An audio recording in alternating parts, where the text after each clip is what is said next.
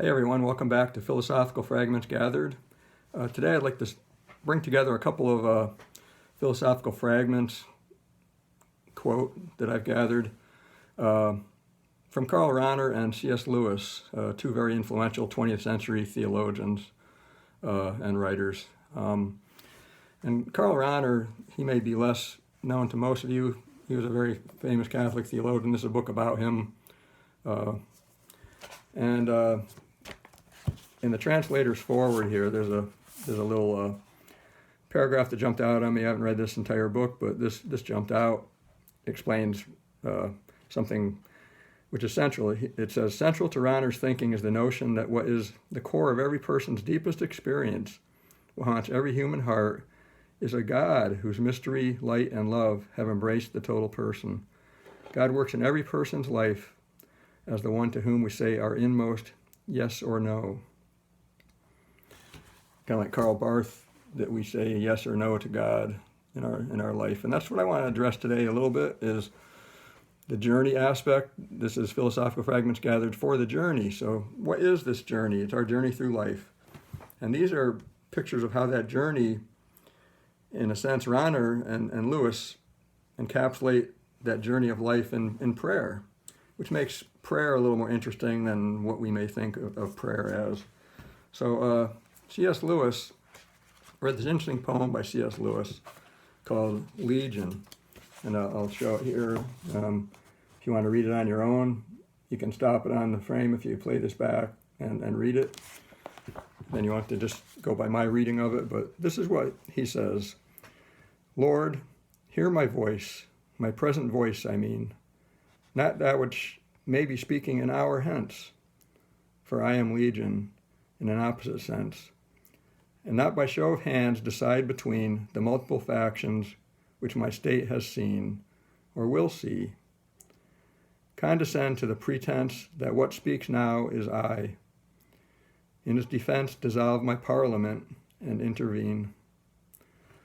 Thou wilt not, though we ask it, quite recall free will once given. Yet to this moment's choice give unfair weight. Hold me to this. O strain a point, use legal fictions, for if all my quarreling selves must bear an equal voice, farewell, thou hast created me in vain. Now, it's interesting how what he says there, I don't want to elaborate a lot on that because I think Karl Rahner elaborates on that. This is a book, one of the best books I've ever read, it's hard to see it here, called Encounters with the Silence. And I picked this up at the Salvation Army store a couple months ago. I read it, one of the best books I've ever read. At any rate, Karl Rahner says this, I find myself endurable only when I can forget myself, when I can get away from myself by prayer and find life in you. But how can I do this if you never show yourself to me, if you remain ever so distant? Why are you so silent? Why do you enjoin me to speak with you when you don't pay any attention to me? Isn't your silence a sure sign that you're not listening? He sounds quite like the Psalmist here. Or do you really listen quite attentively? Do you perhaps listen my whole life long, till I have told you everything, until I have spoken out my entire self to you? Do you remain so silent precisely because you are waiting until I am really finished, so that you can then speak your word to me, the word of your eternity?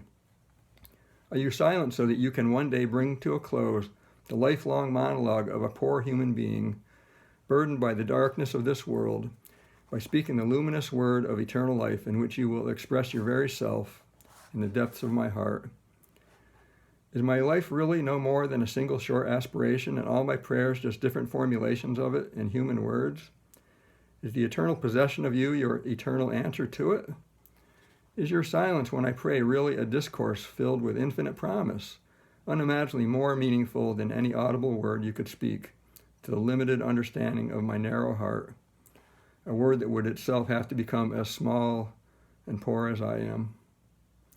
And that may actually, that last sentence there, a word that would become as small and poor as I am, in a sense, Jesus, the Word became flesh, became as small and poor as I am, so that God can speak his word of eternity to our hearts. for our journey. So those are a couple of philosophical fragments gathered for the journey. I hope that gives you a lot to think about and ponder in your journey in life. Thanks again. I'm so thankful you're here, and hopefully this was upbuilding for your journey through life. Thanks again.